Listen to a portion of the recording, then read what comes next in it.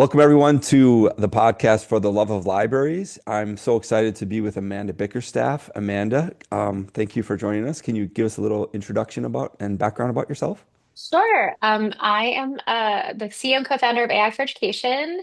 I'm a former teacher. I started as a high school biology teacher in New York City right out of college, and I live in New York City again now. So I'm in Greenpoint, Brooklyn. I started AI for Education just about 2 years ago. The first time I ever used ChatGPT. So I'm not your earliest adopter. Actually, I think people get surprised by that. But I realized very quickly that generative AI was going to both be a transformational technology and not just schools, but in, the entire, our lives in general and the history of the world, really, but also that schools had a real uphill battle in understanding what this meant pragmatically for their teachers or their students. So started AI Education as a website that I built over a weekend with a prompt library that now is we had over 1 million visits to our site last year. We worked with over 200 partners, and so it's been a pretty cool experience. Yeah, and I don't know, I connect with you on LinkedIn, and I think when I first connected with you, I don't know, you had maybe only 10,000 follow connections or something. Now you have like 60,000 and It's um, wild. I mean, I had not posted on LinkedIn for a full year. People are probably like, "Oh, Amanda, you're just good at LinkedIn." I was not good at LinkedIn, and we joke internally that don't become a LinkedIn influencer unless you really want to be one, yes. because it is a pretty extensive job. Just if I could just do that, but luckily we do a lot more things than just LinkedIn. Yeah. Well, so I appreciate that you have a background in teaching, which isn't always common with a lot of AI experts. And then the fact that you're focusing on how to integrate AI into education and specifically AI literacy. I mean, you picked the best focus and niche when you did. And I'm excited for you. And I'm so thankful to see the role that you're playing because I mean, I spent my whole career in K-12 education and trying to help teachers integrate technology. And this is like nothing like anything we've ever seen before. So many teachers are like trying to make sense of everything, and so your work is so important. So thank you. Oh yeah, no, I'm glad you find value in it. I feel like I was screaming AI literacy into the void when I started, and we still are. But like with the new Teach AI literacy framework with OECD that came out yesterday, and even while it's not quite the same, but the executive order on AI education, like there's some movement I think into this world, but you just wanted to do so. I personally at the time just wanted to do something that helped people understand what this moment meant. Because I was learning too. Like I'm a pretty lucky person that it made sense to me having someone that, large language models. I can still not explain blockchain to you, like, but I can understand. I can explain large language models. But yeah, I think that sometimes you things work in the right time, the right place, the right person, and you get to do podcasts like this. So that's awesome. So this podcast and the book I'm writing, AI Toolkit for Librarians, I mean, it's targeting librarians and specifically, I mean, all types of librarians. So public librarians, academic, K-12. Your specialty with education is really the first chapter of my book is right now tentatively called AI Superpowers, like basically inspiring librarians to step up as leaders in especially in all types of libraries, but your connection is so important for all the librarians that work in schools and academic librarians. So um, before we get any farther, though, let's start off with can you share any kind of memory of a superstar librarian? That's a good question. I grew up in a really, really small town, and I was an autodidact. I was a huge reader. I was not a reader until I was like 10 years old because my mom made us like do reading comprehension exercises at like 5. So like it took me a while to get there, but once I got there, I was the type of kid that probably was very annoying in class because I'd be like in second grade and I'd be reading a book underneath my desk, taking notes, answering questions, and that's kind of who I was until I graduated. And so for me, like I don't know if it's a librarian person, but like the library itself was a really important place for me because I read so much and so prolifically that I would eat my family out of house and home if they were, every time there was something called the Book Nook in Georgia where Mhm. it was like discount books, and I would just, we'd end up with so many.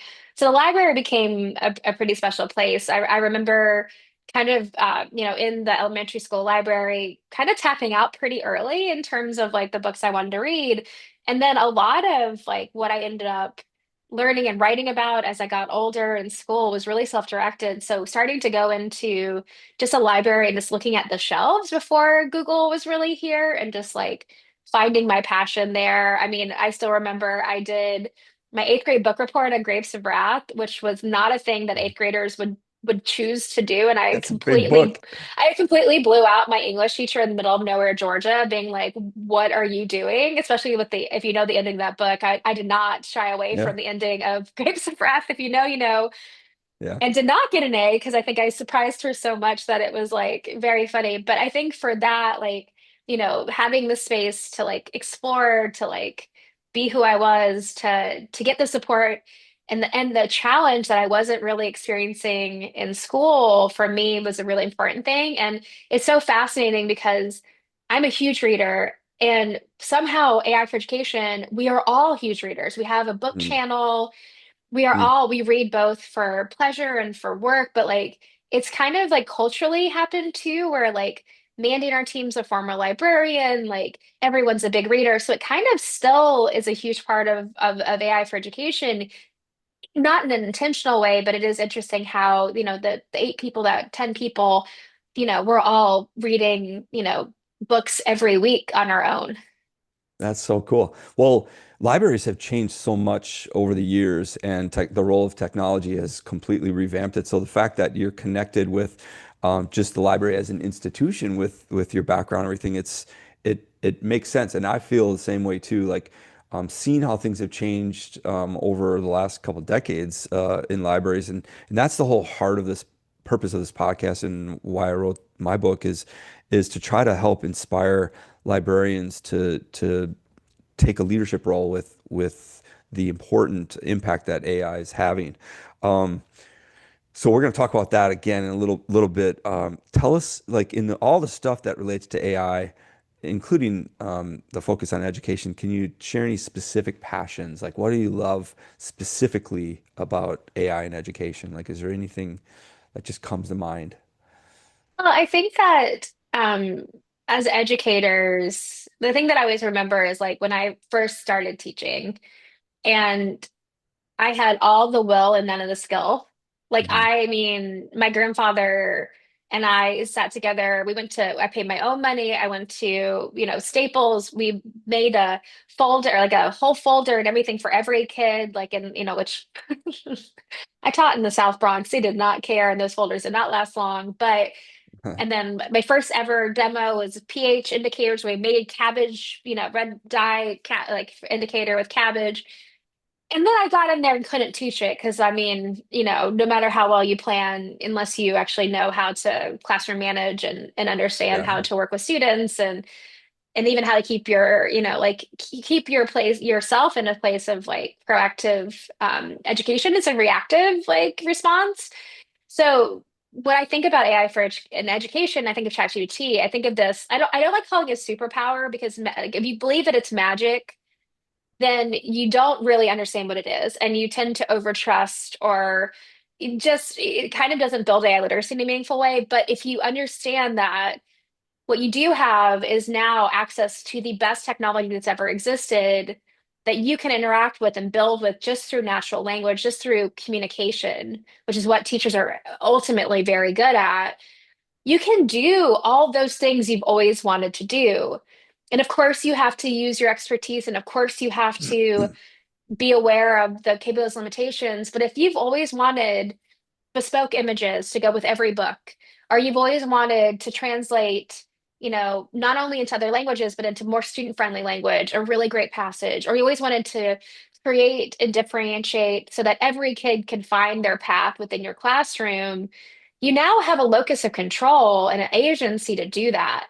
because these tools are freely available and they require AI literacy and skills. So I'm not saying that, if you don't have that, you're not going to get the best out of these tools like any technology.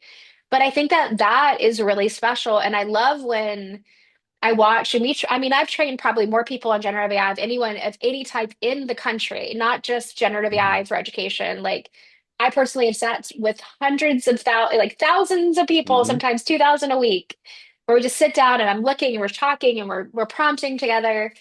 And I think that when someone goes, "Oh my gosh, this thing that I've always wanted to do is now possible," Mhm. like how much joy that can bring, how much creativity, how much, just even like a feeling of like, I got this again. And I think that that is what I'm most excited about.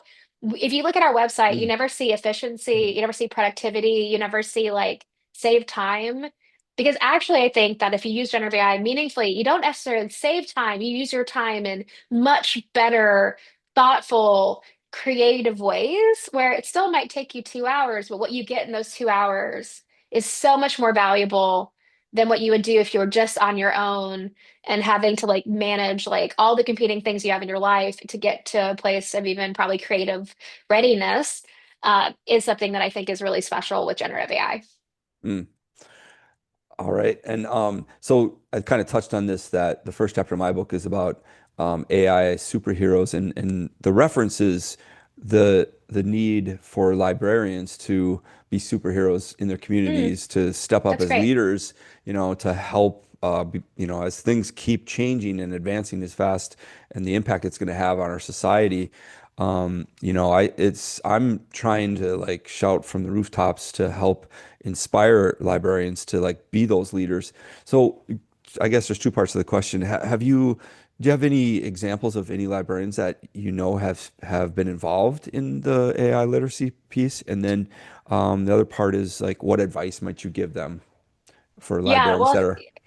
I mean, librarians have been tasked with really hard jobs for a long time. So librarians are media specialists, especially in smaller districts. And so we see a lot. And we actually ask librarians and media specialists to be part of when we do guideline development or when we're doing work within a district. So I think that it's pretty continuous. It's a place that we like to draw real significant like through lines between what we have been trying to do for a decade with digital literacy and with AI literacy. I think that one of the things that's interesting and potentially a bit difficult is that, we're asking a lot of our librarians and to keep up with all the things you need to keep up with and this transformative technology is quite difficult. So I think that and also, because we call them librarians, people I don't think recognize how much more they do. And I think it can be overshadowed or overlooked. So I think for us, like we really like to advocate for, media specialists and librarians being in the room where decisions are being made about AI adoption and AI literacy. We like to tap those leaders, in PD sessions if they've already been doing great stuff, or even we have a virtual train a trainer that is in our third cohort. And so quite a few of those that have joined us have a media specialist or librarian role. So I think that, for us, they're an enormous, um, you know, when activated well, they can be enormously valuable to AI literacy within a school system. I just think that sometimes it can become a little bit hard to make that space and to also prioritize their own learning to be able to do it. Yeah, I think everyone's struggling with that, keeping up with what it is and how it's changing, and then to, on Yes, top of that, be leaders. And I really appreciate you acknowledging the challenges that librarians face. A lot of non-librarians don't always see that and understand that. So thank you. And it's it's hard. just, yeah, I mean, we were called like for the last 10 years, I think the district that I worked in before I moved away, our job title was, we were called digital teacher librarians because, more of our job was in the digital realm than just the traditional, what most people think of as librarians. But, um, okay, so I read about this thing called the AI trifecta, where It's just kind of a fun, silly thing where you kind of all of a sudden realize something new that you didn't know before, and it causes your eyebrows to open and your eyes to get wide, and you just kind of shake your head. Something that just kind of like amazes you. So, can you share something recently, maybe that, or something that you remember in the past that really caused that effect? Um, Maybe. I mean, I think that I'll just use an example of like the way that I use generative AI in like meaningful ways and like where it really helped me as a business leader. Like, and like we have an opportunity to have a pretty big, significant partnership with an ed tech company. And it's very different than anything we've ever done before. And the time I had available to work on this was like 9 o'clock at night. Okay. When my grandmother had been in the hospital and I'm with her, like this, like it's a busy time. Mm, I'm not going to tap anybody on my team to come, and everyone's really busy, and I'm already a little bit stressed. And I just kind of sat down and was like, what can I do? And so I actually played ChatGPT's reasoning model off of Claude's reasoning model, mhm, almost as if I had my full team there of like testing assumptions, pulling things together, getting pricing and thinking about things. And like it took me like, I mean, like it was like 2 hours, 2.5 hours. So and then I brought that to my team the next day and then I revised it again. But like I would not have been able to do that probably ever, knowing how busy we were until mhm, I without mhm, these tools. And I thought, when you talked about that trifecta, this idea, like it used my expertise, but it pushed me in a way that, like, like for me, like I didn't have the brain space or the team space to do what I really needed to do. So it acted as that, but then it mhm, also brought a level of expertise that I didn't have either. And while the final product was not the same at all of anything that I used, in fact, I would say probably only about 30% of it was actually what I ended up using. That really, without that 30%, I would not have gotten it done. And so I think that we all have those moments where we have this idea or we need this thing, and either we never get to it and it hangs over our shoulder for, like if you're like me, like you'll wake up in the middle of the night being like, crap, I never got mhm, this done. mhm, Or we end up doing it in a way that's like not that good and can either like not get it where we want it to be or like actually be damaging. Like if I did a mhm, crap job of that, would they say no to us? And so I think that that's where these systems get really interesting because it just starts to open up a whole new way of doing things and a whole mhm, new way of having true and like it's not going to be 100% correct. In fact, it's going to make stuff up all the time. It's going to be wrong. It's going to make math like all these things. But I would never have access to any type of support like this without paying X amount of dollars, and now I can just do it in a self-directed way. And I think that that mhm, is like where it really starts to get to a point where it's going to change completely how we do work and how we mhm. like build systems and how we create things. Like you need to do your genreification. We actually have a prompt to genreification, which is so challenging in a Mm, library. Like it takes you yeah, forever. Could you use this to help you do that? 1,000%. right. Yeah, I lately learning about advancements with personalization and memory.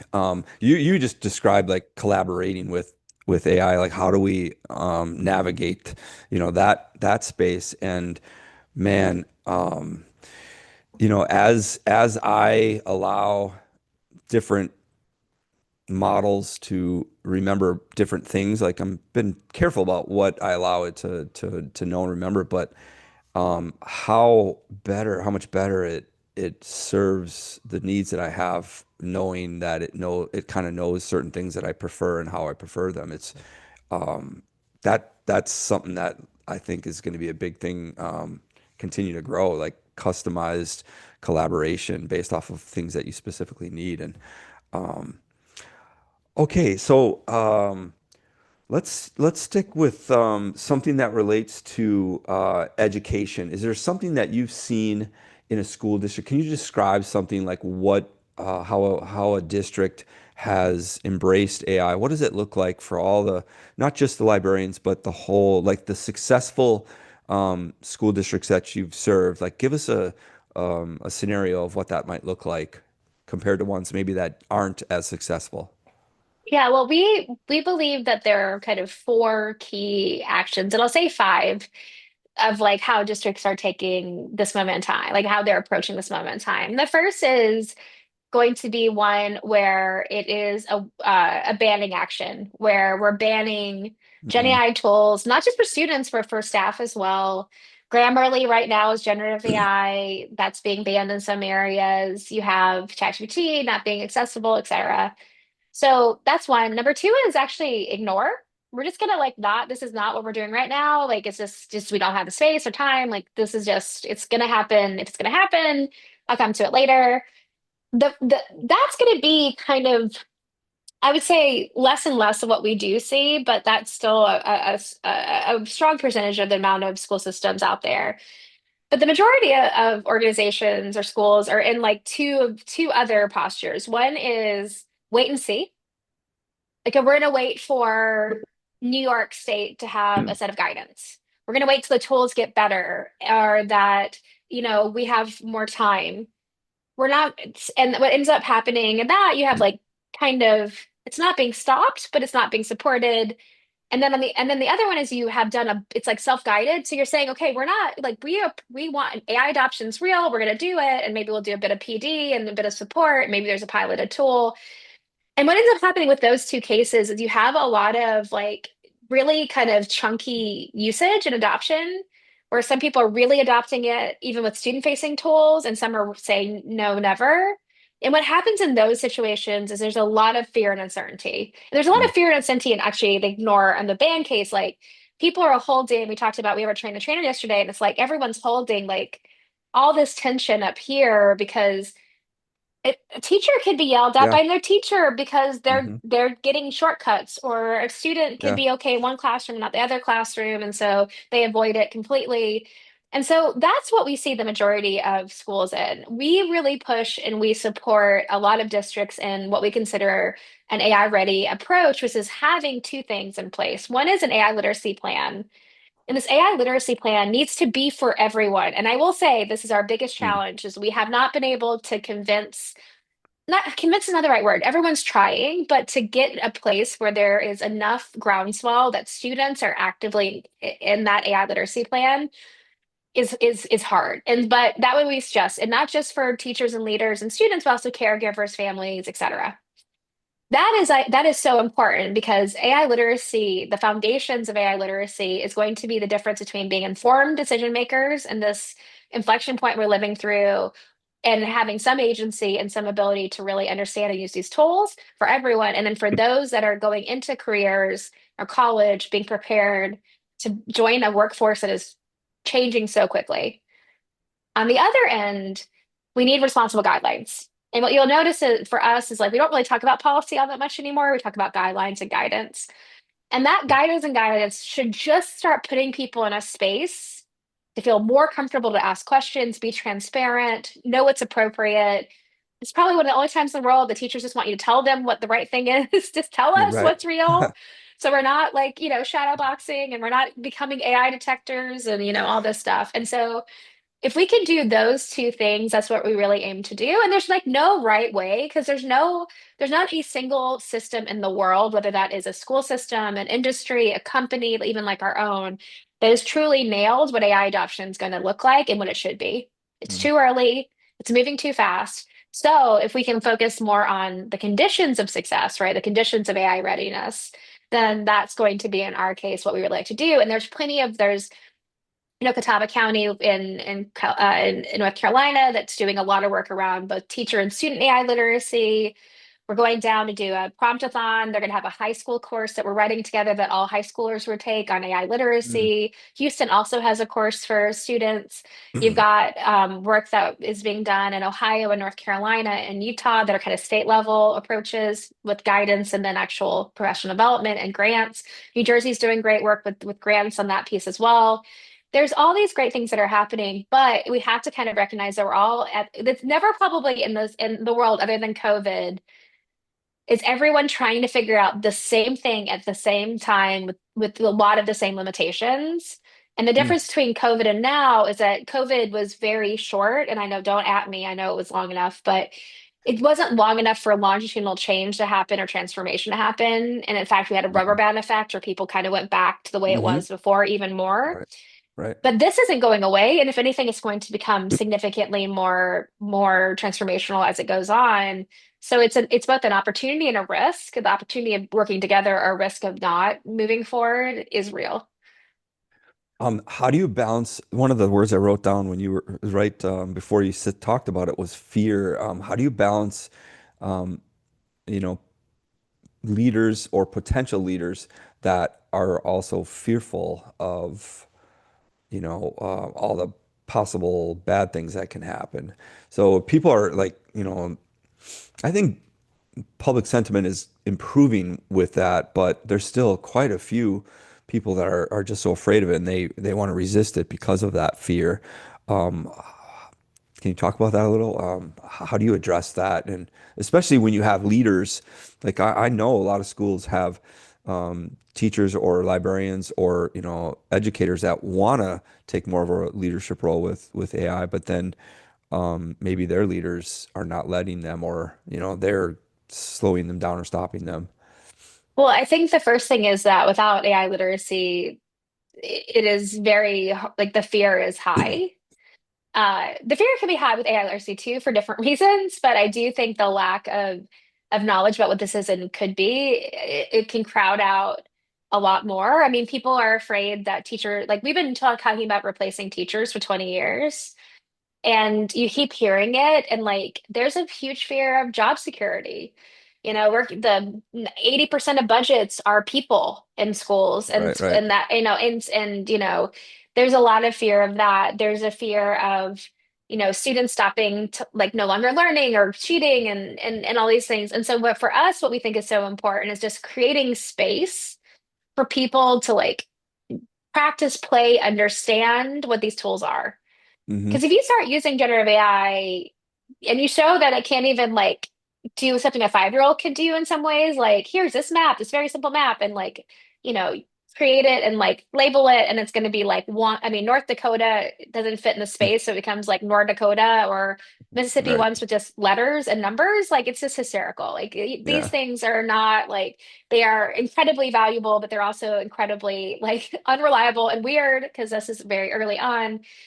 That helps with lowering the fear, right? And then understanding that these are computing, they're not thinking, they are not sentient, they are, these are probabilistic models, like all this stuff, like, and start to understand this moment in time, right, is one. But I think that for us, the most important thing is to meet people where they are, Mm. but do not allow for the thing that happens all the time, which is it becomes a whinge fest. And I'm going to use Australian language because I was in Australia, You say meaning winch? whinging. So think Oh, of whinging. like it's Friday afternoon, you're in the staff room, and it just becomes like oh my God, this kid and that thing and this, like everyone's like so worked up. You go have drinks and you're still worked up, and that's real. We have to have those places, but like that is not productive when it comes to something so important as a transformational technology. So for us, the way that we manage it is that we do not let anyone sit with their concerns. Like our very first part of our intro to generative AI is that where we've been, that AI is not new, and we've been here, and then we just go through major concerns and questions in like a 30-minute kind of myths and facts game. And what we do is but we also establish the mirror image of course, the concerns are valid, but also this isn't going away. And so if Right. you have to find a path in between those two poles because Hmm. there's not that ostrich that's gonna like in the head in the sand. That's just impossible. Like generative Right. AI is going to be more similar to the internet and electricity than it is to a device or application. It's going to become more and more integrated. So what happens is we create this like this kind of very intentional space where we're talking about, we're identifying that concerns are real, but we're also creating it in a constructive manner. And then what we do is we layer on like how to use the tools effectively, what you could do, and the value that can be created. And what happens is it's amazing. Like we've never had a hard room. And if you're listening to this and you want to hire us, you think we're gonna like, please don't give us our, no, I'm joking. But Wait, like did you say hard hard room? room. We've never had a Yeah. room where like we get 90% of those, even on the last day of school, that are engaged in what we do, which I think is wild. If you've ever done Mm, PD in schools, you know that is like mhm, almost impossible. And the reason why we get it is because of the way we structure it and we give people the space and we create the safety, we create the space, the permission, the experimentation. And I think that when we leave, one of the things that's most I love to hear the most is people are just talking to each other. They're just mm, being transparent. They're asking questions. No one's getting mad. No one's being attacked.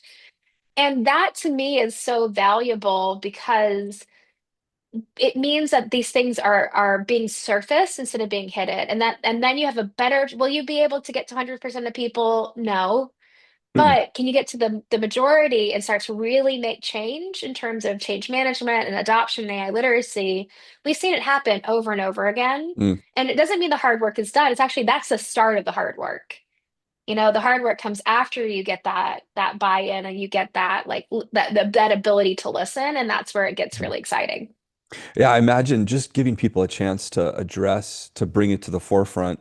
Do you do that pretty quickly? Like any concerns and fears Yeah, we talk about right bias. We away? talk about how like competing versus thinking. We talk about AI detection and cheating. We talk about Hmm. AI will replace jobs.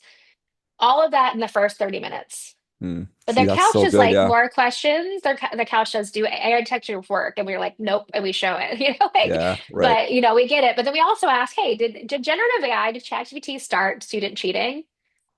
And people are like, no. And Yeah. I'm Right. like, did it? Like, kids are cheating differently, 1,000%. But like, Hmm. doesn't that show us that we've had something we need to change? And then if that's the case, then how are we going to do that? Right. Right. Oh my gosh, this is so great. Let's last question.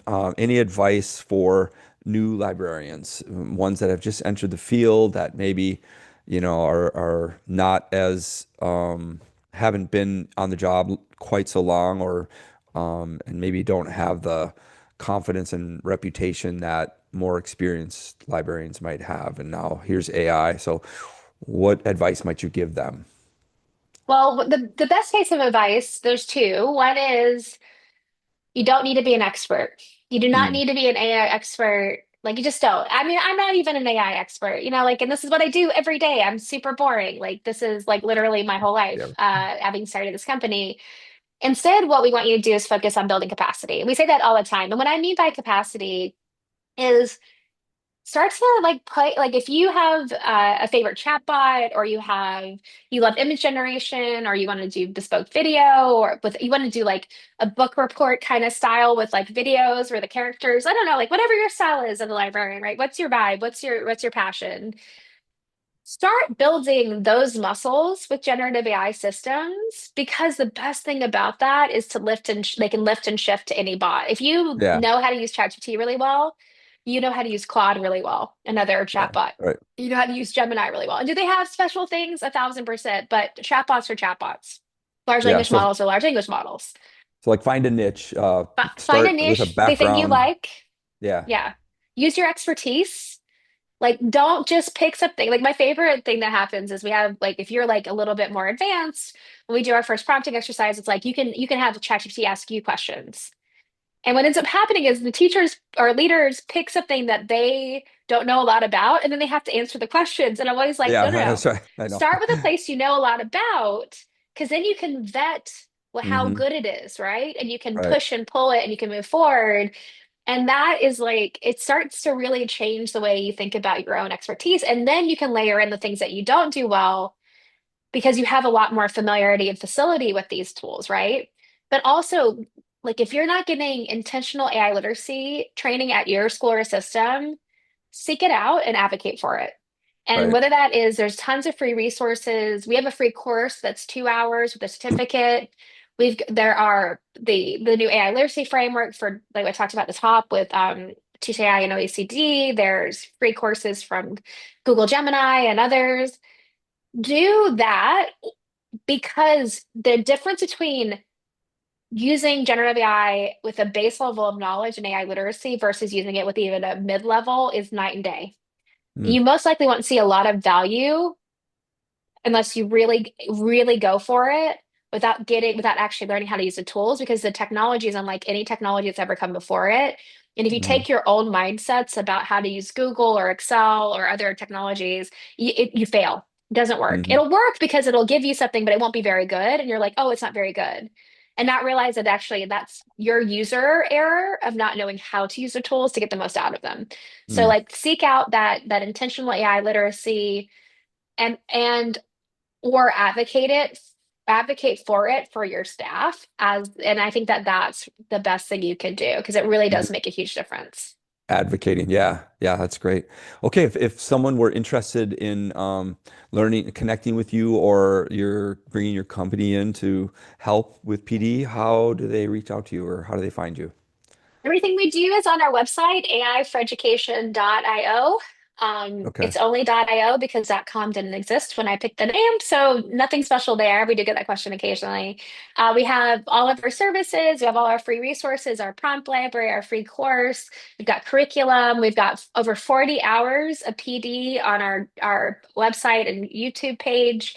And if you want us to come in, we're happy to, and to hang out and do some PD with you all but realistically, we keep getting asked like, how does your company work if everything you do is free?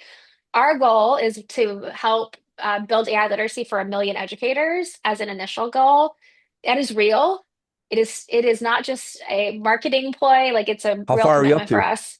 I What's your think number? around probably 300,000 is You're probably where, kidding. yeah, isn't it great? Between our Oh, webinars, our free course, our what we've done in person, our yeah. free our course, our train the trainer is now over 600 people just since January.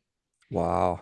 And that's the virtual one. So like, yeah, and if you added, I mean, the cool thing is like if you add up those 600 people, we just found out the Chicago Public Schools that one of the women that was in the Train the Trainer had this big celebration and she did her project at the celebration. You're kidding. And I think I'm so like her interviewing workshop, her. yeah, so it's Is it great. Kara? Uh, yes, yeah, yeah. So Yeah, yeah, yeah. and so, well, no, no, no, sorry. I think it's Ellen, but Kara's great too. But I don't think Okay. Kara was in the course, but Ellen. Okay. But what we have there is like if you look at the network effect of like hmm not the network effect's not quite the right word, but the The ripple exponential effect. effect, Yeah. yeah, is like really cool. And so we feel hmm really strongly that we're on the right path to that goal. And Yeah. we hope that this helped as well if you're listening and hanging hmm out, which has been a lot of fun.